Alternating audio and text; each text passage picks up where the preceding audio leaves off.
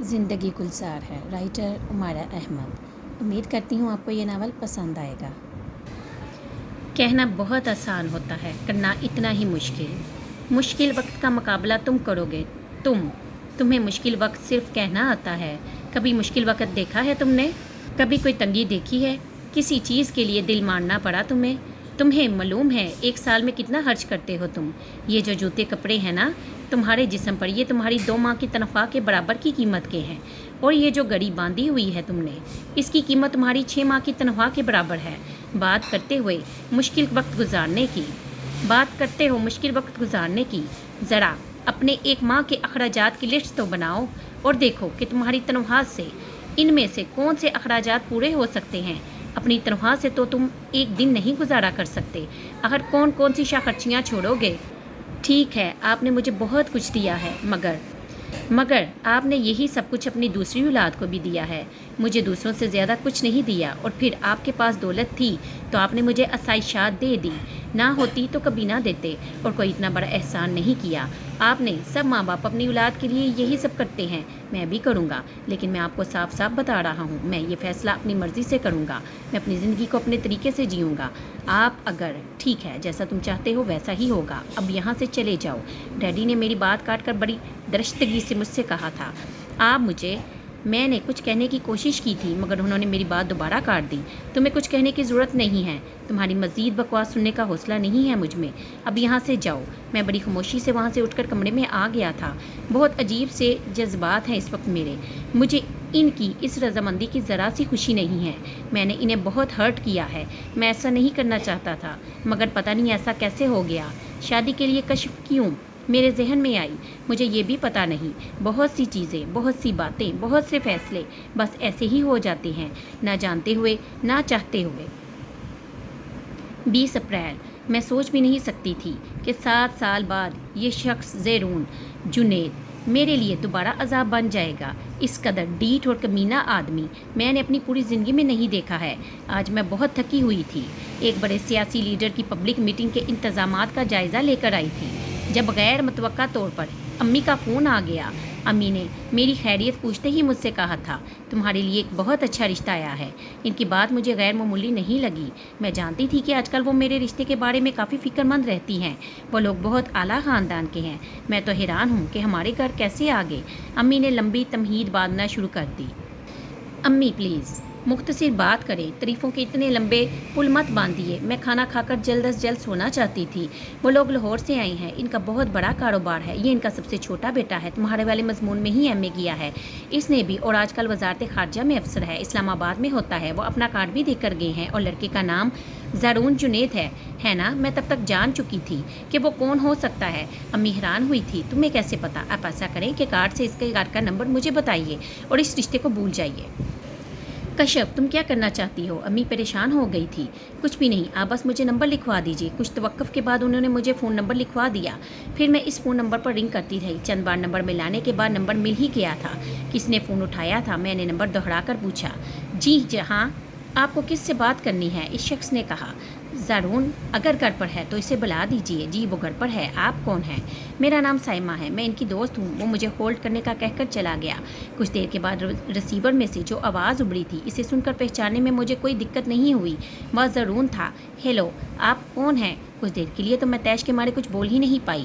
پھر میں نے اس سے کہا، تمہاری اتنی ہمت کیسے ہوئی کہ تم اپنے والدین کو میرے گھر بھیجو، اور یہ تم ہو؟ اس کی آواز یکدم آہستہ ہو گئی تھی۔ میں تمہارا فون آنے کی توقع تو کر رہا تھا، مگر اتنی جلدی؟ دیکھو میں اس وقت کھانا کھا رہا ہوں، تم کچھ دیر بعد مجھے رنگ کرنا، میں تمہیں دوبارہ فون نہیں کروں گی۔ مجھے یہ صرف بتانا تھا کہ آئندہ اپنے والدین کو ہمارے گھر مت بھیجنا، اس مسئلے پر کچھ دیر بعد بات کریں گے۔ چلو میں خود تمہیں رنگ کر لوں گا۔ میرے کچھ کہنے سے پہلے ہی اس نے فون بند کر دیا۔ تقریباً آدھا گھنٹے کے بعد اس نے مجھے فون کیا تھا۔ تم نے فون کر ہی لیا ہے تو میں اپنی بات دوہرا دیتی ہوں، اپنے ماں باپ کو اب میرے گھر مت بھیجنا۔ کیوں؟ وہ میرا گھر ہے اور میں وہاں فضول لوگوں کا آنا جانا پسند نہیں کرتی۔ वो तुम्हारा घर नहीं है, तुम्हारा घर वो है जो मेरा घर है। जहाँ तक वालदैन को रोकने की बात है तो मैं वो नहीं कर सकता। इन्हें मेरी शादी करना है, अब ये इनकी मर्ज़ी कि वो रिश्ता लेकर कहाँ जाते हैं। मुझे इसकी बात पर बेतहाशा तैश आया था। अब अगर वो हमारे घर आए तो मैं इनकी बहुत इंसल्ट करूँगी। तुम ऐसा नहीं कर सकती। इन्हें मेरे घर बेच कर देख लेना कि मैं ऐसा कर सकती हूँ या नहीं। मैंने फ़ोन बंद कर दिया था। इसने दोबारा रिंग करने की कोशिश नहीं की और मैंने कम अज़ कम इस बात पर सुकून का सांस लिया था। मैं नहीं जानती थी कि ये शख्स इस कदर ढीठ है और मुझे हैरत है कि इसने मेरे घर का पता कहाँ से लिया है। पहले भी मुझे इसकी वजह से परेशानी उठानी पड़ी थी, अब फिर वो मेरे लिए मुसीबत बन गया है। पता नहीं खुदा मुझे पुरसकून क्यों नहीं रहने देता। हर आदमी को कभी ना कभी तो आराम मिल ही जाता है, मगर मेरे नसीब में तो शायद ये है ही नहीं। 25 अप्रैल। कुछ दिन इतने खूबसूरत होते हैं कि आपको हमेशा याद रहते हैं। हालांकि आपको ज़ाहिर इन दिनों में कुछ नहीं मिलता। आज का दिन भी ऐसा ही था।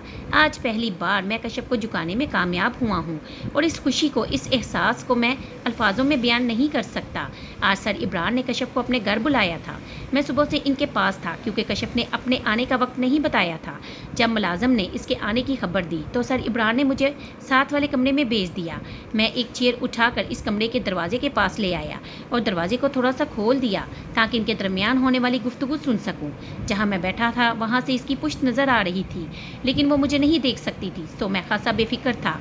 रही सही रस्मी सी बातचीत के बाद सर इब्रार से इसने इस बुलावे की वजह पूछी थी। कश्यप, एक दिन पहले ज़रून के पेरेंट्स तुम्हारे घर गए थे।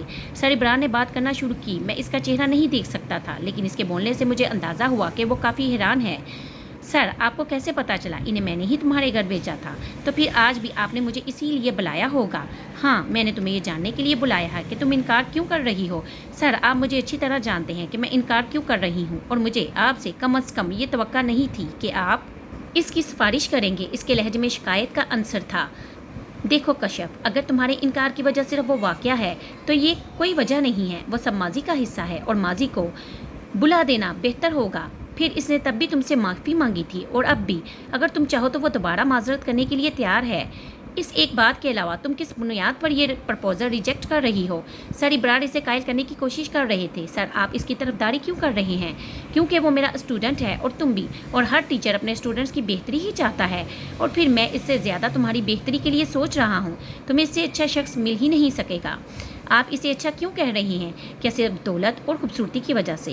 ये दोनों चीज़ें कभी मुझे इंस्पायर करती थी, अब नहीं।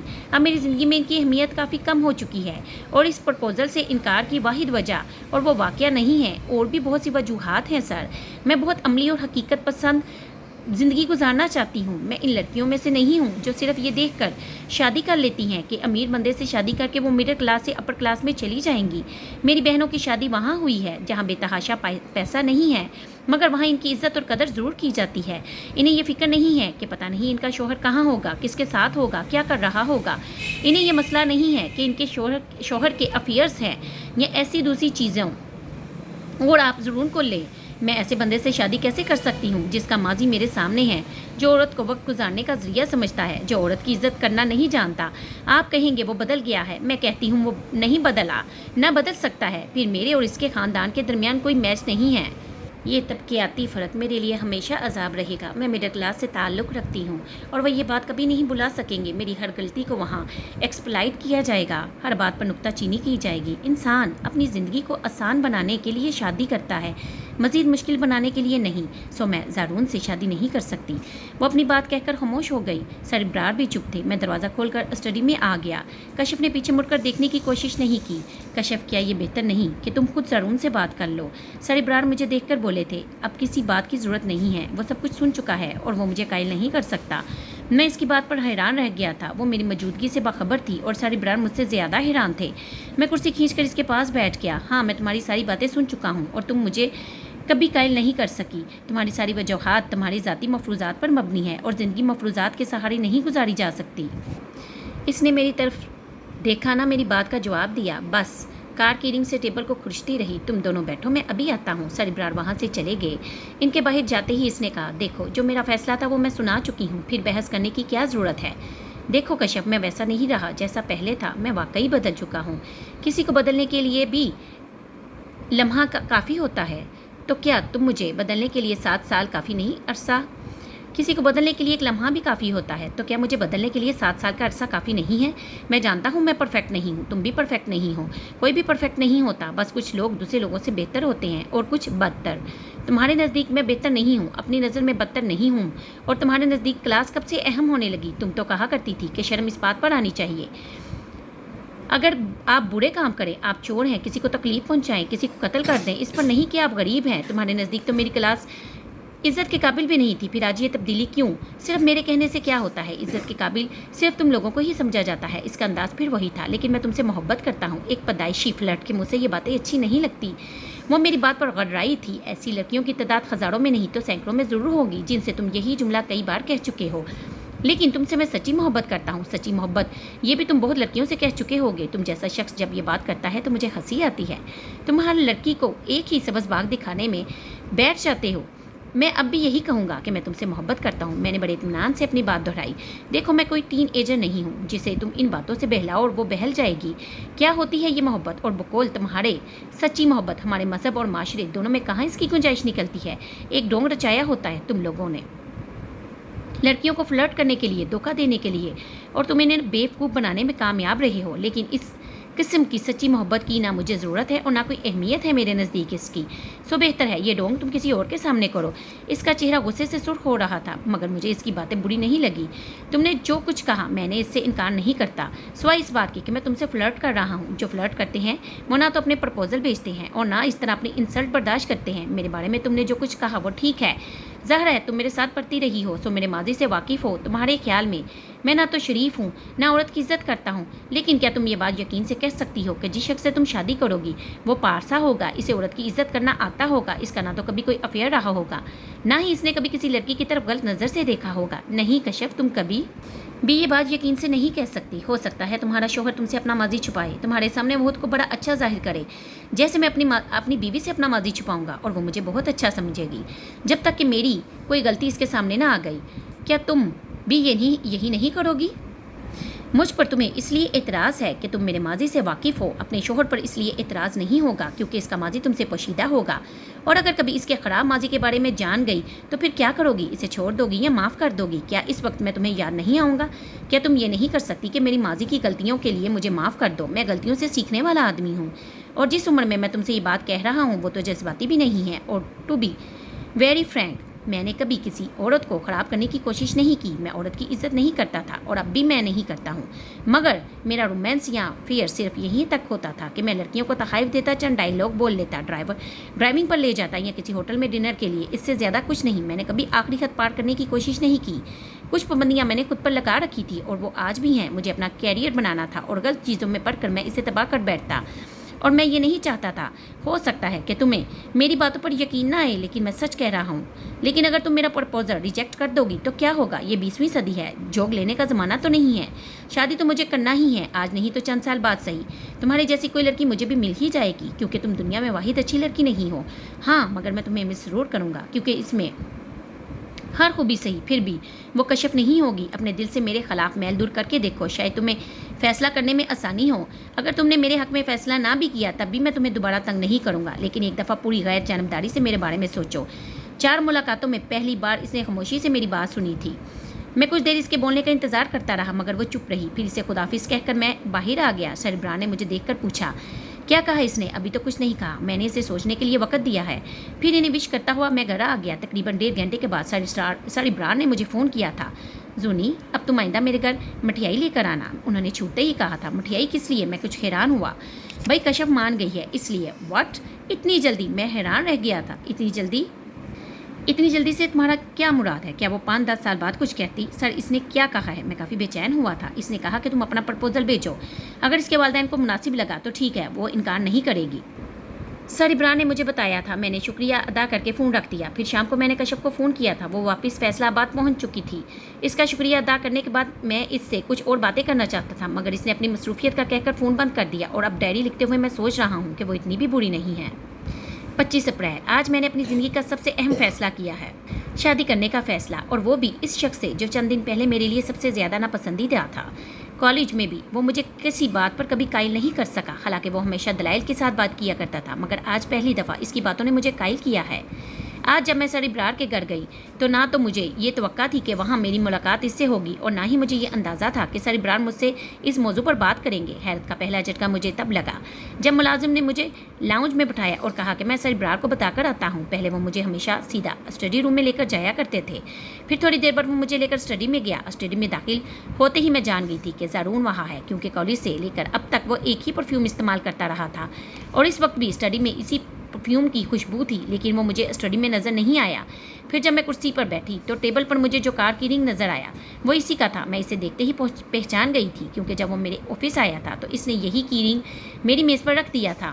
ٹیبل پر کافی کے 2 کپ تھے، ایک سر ابرار کے سامنے تھا اور دوسرا ان کے بالمقابل رکھی ہوئی کرسی کے سامنے، اور وہ کپ کافی سے آدھا بڑا ہوا تھا۔ وہ یقیناً وہی تھا، اس لیے سر ابرار نے ملازم کو ہدایت کی ہوگی کہ پہلے مجھے لاؤنج میں بٹھائے تاکہ وہ زرون کو ادھر ادھر کر سکے۔ پھر میں نے یہ اندازہ لگانے کی کوشش کی کہ وہ کہاں ہو سکتا ہے، یقیناً اسٹڈی کے ساتھ والے کمرے میں، اور بعد میں میرا اندازہ درست ثابت ہوا تھا۔ جب سر ابرار نے اس کے پرپوزل کے بارے میں بات کرنا شروع کی تو میں جان گئی تھی کہ یہ سب ڈرامہ کیوں ہو رہا تھا۔ میں سر ابرار کی باتوں سے بالکل بھی متاثر نہیں ہوئی تھی، مجھے ان کے خلوص پر شبہ نہیں تھا، مگر یہ بھی جانتی تھی کہ وہ زرون سے بہت محبت کرتے ہیں اور صرف اسی کی خاطر مجھے سمجھانے کی کوشش کر رہے ہیں۔ میں یہ جانتی تھی کہ زرون ہماری باتیں سن رہا ہے، اس لیے میں نے بہت واضح انداز میں اس کے بارے میں اپنے خدشات اور خیالات ظاہر کیے تھے، لیکن جب اس نے بولنا شروع کیا تو میں حیران رہ گئی تھی۔ وہ بہت سنجیدہ تھا اور مجھے اس کی باتوں میں کوئی کھوٹ نظر نہیں آ رہا تھا۔ وہ ٹھیک کہہ رہا تھا، یہ ضروری تو نہیں کہ جس سے میں شادی کروں گی وہ بہت پارسا ہوگا۔ میں اس قدر خوش قسمت کہاں ہو سکتی ہوں، اور اگر ایسا ہی ہونا تھا تو پھر زرون میں کیا بڑائی ہے؟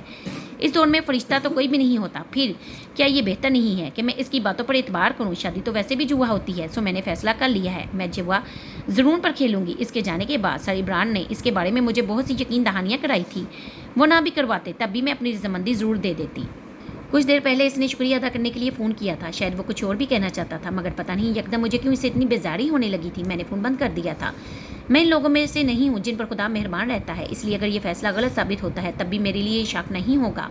مجھے آزمائشوں اور مصیبتوں کی عادت ہے۔ ایک اور صحیح 6 اکتوبر، اس وقت رات کے 11 بجے ہیں اور میں غصے سے بے حال ہو رہا ہوں۔ پتہ نہیں کشف خود کو کیا سمجھتی ہے، اسے کس چیز پر اتنا زم ہے۔ کبھی کبھی وہ مجھے اب نارمل لگتی ہے۔ میں صرف اس کی خاطر فیصلہ آباد گیا تھا اور اس کا رویہ اتنا روڈ تھا کہ میں بیان نہیں کر سکتا۔ ایک بار پھر وہ مجھے پہلے کی طرح خود سے اور اکھڑ لگی۔ آج جب میں اس کے آفس گیا تھا تو مجھے توقع نہیں تھی کہ وہ مجھ سے دوبارہ وہی سلوک کرے گی۔ کارڈ بھیجنے کے بعد مجھے زیادہ انتظار نہیں کرنا پڑا، حالانکہ اس کا پی اے پریشان تھا کیونکہ اس کے ذہن میں پچھلی ملاقات کا نقشہ یقیناً تازہ ہوگا۔ بیٹھیے، میرے اندر جاتے ہی اس نے سپاٹ انداز میں کہا تھا۔ فرمائیے، اب کیا کام ہے؟ میرے بیٹھتے ہی اس نے پوچھا تھا۔ اس کا انداز میرے لیے حیران کن تھا۔ میں کس کام کے لیے آ سکتا ہوں یار؟ تم مجھ سے اس طرح بات کر رہی ہو جیسے مجھے جانتی ہی نہیں، پہلی بار دیکھا ہے۔ تم مجھ سے آفس میں ملنے آئے ہو اور آفس میں مجھ سے وہی لوگ ملنے آتے ہیں جنہیں کوئی کام ہوتا ہے۔ اس کا رویہ اب بھی وہی تھا۔ چلو پھر یہی سمجھ لو کہ مجھے تم سے کام ہے۔ اصل میں ایک کانفرنس کے سلسلے میں لاہور آیا تھا، سوچا فیصلہ آباد جا کر تم سے مل لوں۔ میں نے اسے اپنے آنے کی وجہ بتائی۔ ٹھیک ہے، اب تم مجھ سے مل چکے ہو اس لیے جا سکتے ہو، اس نے بڑے کوڑے انداز میں کہا تھا۔ میں تو کل صبح جاؤں گا، آج عارف کے پاس ٹھہروں گا۔ تم اب اپنا کام ختم کرو اور میرے ساتھ چلو، کہیں لنچ کرتے ہیں، پھر ڈرائیو پر چلیں گے، مگر پہلے تم مجھے چائے پلواؤ کیونکہ میں لاہور سے سیدھا تمہارے پاس آیا ہوں کچھ کھائے پیے بغیر۔ میں تب کافی اچھے موڈ میں تھا۔ ٹھیک ہے، اگر تم چائے پینا چاہتے ہو تو میں پلوا دیتی ہوں، لیکن اس کے لیے تمہیں وزٹر روم میں جانا پڑے گا۔ میں پی اے کو چائے کے بارے میں کہہ دیتی ہوں، اور لنچ یا ڈرائیو کا تو سوال ہی پیدا نہیں ہوتا۔ تم نے یہ سوچا کیسے کہ تم مجھے آفر دو گے اور میں منہ اٹھا کر تمہارے ساتھ چل پڑوں گی؟ تمہارے نام کی ایک انگوٹھی ہے صرف میرے ہاتھ میں، اور مجھے انگوٹھی تمہارے ساتھ گھومنے پھرنے کا کوئی جواز فراہم نہیں کرتی۔ تمہارا شکریہ، تم مجھ سے ملنے آئے ہو، مگر آئندہ ایسی زحمت نہ کرنا۔ یہاں لوگ میری عزت کرتے ہیں اور میں چاہتی ہوں وہ کرتے رہیں۔ تم زیادتی کر رہی ہو۔ اسی آفس میں ایک بار پہلے بھی تم نے میری انسلٹ کی تھی، تب میں برداشت کر گیا تھا، لیکن اب نہیں کر سکتا۔ تمہیں مجھ پر اس قدر بے اعتباری کیوں ہے کہ بات تک کرنا پسند نہیں کرتی، اور میں بیوقوفوں کی طرح تمہارے دل سے ماضی کی غلط فہمیوں کو نکالنے کی کوشش کرتا پھرتا ہوں۔ میں کوئی بیکار یا آوارہ آدمی نہیں ہوں، اتنا ہی مصروف رہتا ہوں جتنی تم، بلکہ شاید تم سے بھی زیادہ مصروف رہتا ہوں، مگر پھر بھی تمہارے لیے وقت نکال کر آیا ہوں، اور تم مجھے ایسے ٹریٹ کر رہی ہو جیسے میں کوئی مصیبت ہوں۔ میں اب یہ سب کچھ برداشت نہیں کروں گا کیونکہ میں ایسے رویوں کا عادی نہیں ہوں۔ تمہیں خود کو بدلنا پڑے گا۔ مجھ سے یوں بیہیو کر کے تم اپنے لیے اچھا نہیں کر رہی ہو۔ میں یہ کہہ کر دروازہ پٹک کر عارف کے پاس چلا گیا تھا۔ رات کا کھانا کھانے کے بعد میں اپنے کمرے میں سونے چلا گیا تھا۔ جب عارف نے مجھے بلوایا تھا تمہاری منگیتر یعنی ہماری ایسی کشف مرتضیٰ کا فون آیا ہے، اگر یہاں بات کرنی ہے تو کر لو، ویسے بہتر ہے کہ فون اپنے کمرے میں لے جاؤ کیونکہ ہو سکتا ہے تم میرے سامنے ڈائیلاگس بولتے ہوئے شرماؤ، اور اگر تم نہ شرمائے تو میں تو ضرور شرماؤں گا۔ وہ مجھے چھیڑ رہا تھا مگر میں اتنے اچھے موڈ میں نہیں تھا کہ اس کی چھیڑ چھاڑ کا جواب دیتا، اس لیے خاموشی سے فون لے کر اپنے کمرے کی طرف چلا گیا۔ اس وقت میرے دل میں یہ خیال آیا کہ شاید कश्यप माजरत करना चाहती है और इस ख्याल ने मुझे खुश कर दिया था। देखिए ज़रूर जुनैद साहब, ऑफिस में मैं आपसे ज़्यादा बात नहीं करना चाहती थी, इसलिए मैंने आपको नहीं रोका, लेकिन कुछ बातें ऐसी हैं जो मुझे क्लियर करनी चाहिए। मैं आपकी गलतफहमियां दूर करना चाहती हूँ। मैं शादी से पहले आपके साथ सैर तफरी के लिए नहीं जा सकती। मैं ऐसे चौंचले अफोर्ड नहीं कर सकती। मैं नहीं चाहती कि आपके साथ लंच पर जाऊँ और अगले दिन किसी लोकल अखबार में मेरी तस्वीर आ जाए कि खातून असिस्टेंट कमिश्नर अपने आशना के हमरा। हर कोई ये नहीं जानता कि तुम मेरे मंगेतर हो और मैं तुम्हारे लिए अपना कैरियर दाव पर नहीं लगा सकती। और अगर मुझे ये मजबूरी ना होती तब भी मैं तुम्हारे साथ होटलिंग नहीं कर सकती थी। जो बातें मुझे दूसरों के लिए बुरी लगती हैं, इन्हें खुद करना कैसे शुरू कर दूँ? सबसे आखिरी बात यह है कि मुझ में ऐसी बहुत सी बातें हैं जो तुम्हें नापसंद हैं और रहेंगी, इसलिए बेहतर है कि शादी के फैसले पर एक बार फिर सोच लो और मुझे बता देना कि मैं तुम्हारी चीज़ें तुम्हें वापस भिजवा सकूँ। इसने मेरी सारी खुशफहमियों को यकदम ख़त्म कर दिया था। कश्यप, तुम इस कदर कदामत पसंद हो, कितनी तंग नज़र हो। क्या तुम आज की औरत हो? तुम हर रोज़ मर्दों से मिलती हो, मगर अपने मंगेतर के साथ तुम्हें लंच तो दूर बात करना तक पसंद नहीं। हाँ, मैं कदामत पसंद हूँ और मुझे इस बात पर फख्र है। इसकी बात पर गुस्सा की एक लहर मेरे अंदर तक दौड़ गई थी। तुम मुझसे क्या चाहती हो? मैं चाहती हूँ कि तुम इस मंगनी के बारे में एक बार फिर सोचो और यकीन रखो, अगर तुम ये मंगनी तोड़ देती हो तो मुझे कोई अफसोस नहीं होगा। तुमने मुझसे बात करते हुए दोबारा मंगनी तोड़ने का कहा है। तुम्हारे नज़दीक इस रिश्ते की कोई अहमियत नहीं है। इस कदर आसान है तुम्हारे लिए ये रिश्ता तोड़ना। बहरहाल जो हुआ सो हुआ। अब मैं तुम्हें ये बता रहा हूँ कि मैं तुमसे अगले माह शादी करना चाहता हूँ। मैं इसी हफ्ते तारीख लेने के लिए अपने वालिदैन को तुम्हारे घर भेज रहा हूँ और प्लीज़, मैं कोई बहाना नहीं सुनना चाहता। मैंने इसे अपना फैसला सुना दिया था, लेकिन इतनी जल्दी शादी कैसे हो सकती है? मैं अभी इसके लिए तैयार नहीं हूँ। पहली दफ़ा इसके चेहरे पर परेशानी थी। मैं कल तो शादी नहीं कर रहा हूँ। तुम्हारे पास काफ़ी दिन है, तुम अपने लिए कुछ जेवर कपड़े तैयार करवा सकती हो और अगर इसलिए ज़्यादा दिन चाहती हो कि कोई जहेज़ वगैरह तैयार करवा सको तो फॉरगेट इट। मुझे किसी चीज़ की ज़रूरत नहीं है। मेरे पास ज़रूरत की हर चीज़ है। आज मैं इस्लामाबाद में पोस्टेड हूँ, कल किसी मुल्क में और कल किसी जगह पर और कल किसी और जगह पर शिफ्ट हो जाऊँगा, तो क्या चीज़ें उठाता फिरूँगा। तुम अपने वालिदैन को बता देना। इसका जवाब सुनने से पहले ही मैंने फ़ोन रख दिया था। मेरे दिल में इसके लिए बहुत गुस्सा है। इसे अगर मेरे साथ रहना है तो खुद को बदलना पड़ेगा इस हद तक जिस हद तक मैं चाहूँगा, वरना इसे बहुत बड़े नताइज का सामना करने पड़ेगा। मैं शादी के बाद इसकी किसी गलती को माफ़ नहीं करूँगा। 9 नवंबर। सो आखिर मैंने कश्यप को पा ही लिया और आज मेरी शादी को 3 दिन गुजर चुके हैं। वो अपने घर जा चुकी है और मैं डायरी लिख रहा हूँ। बहुत सी बातें हैं जो मुझे लिखना है, क्योंकि 3 दिन पहले मैं अपनी ज़िंदगी के सबसे खूबसूरत दौर में दाखिल हुआ था। जब कॉलेज में मैंने इसे पहली बार देखा था तो मेरे वहम और गुमान में भी ये बात नहीं आई थी कि मामूली सी शक्ल और सूरत की इस लड़की के लिए कभी मैं इतनी दीवानगी में मुब्तला हो जाऊंगा कि इससे शादी कर लूँगा। शादी की रस्मात के दौरान मैं इसे ठीक तरह नहीं देख सका, लेकिन घर आने के बाद जब मैंने इसे देखा तो वो क़यामत लग रही थी। बहुत देर तक मैं इसके चेहरे से नज़र नहीं हटा पाया। शायद पहली बार मैंने इसे इतना सजा संवरा देखा था, इसलिए ऐसा हुआ था। फिर रात को जब मैं अपने कमरे में गया तो वो दुल्हनों वाले रवायती अंदाज में बेड पर बैठी हुई थी। खुशी का एक अजीब सा एहसास हुआ था। शायद मेरी अना को तस्कीन हुई थी। मैं सीधा ड्रेसिंग रूम में गया और जब कपड़े बदल कर आया था तो वो तब भी इसी तरह बैठी हुई थी। एक लम्हा के लिए मुझे इस पर तरस आया था। क्या महसूस कर रही होगी वो इस वक्त? वो तो मुझे अपने सामने बात नहीं करने देती थी और अब वो खामोशी से सर झुकाए बैठी थी। मैं ड्रेसिंग रूम से आकर भी इसके पास नहीं गया, बल्कि कमरे में एयर फ्रेशनर्स का स्प्रे करने लगा था। मैंने ड्रेसिंग टेबल से अटर्निटी उठाकर अपने नाइट शर्ट पर इसका स्प्रे किया। फिर मैं फ्रिज से चॉकलेट और पेप्सी कैन निकालकर पीने लगा। सोफे पर बैठे हुए मैं इत्मीनान से इसे देखता रहा। इसका चेहरा घूंघट में छुपा हुआ था, इसलिए मैं इसके चेहरे के तासुरात नहीं देख पा रहा था, लेकिन मुझे यकीन है इस वक्त वो मुझे दिल में गालियाँ दे रही होगी। और अब मुझे ख्याल आ रहा है कि इस रात 12:30 बजे यह पेप्सी मेरे लिए काफ़ी नुकसानदाह हो सकती थी।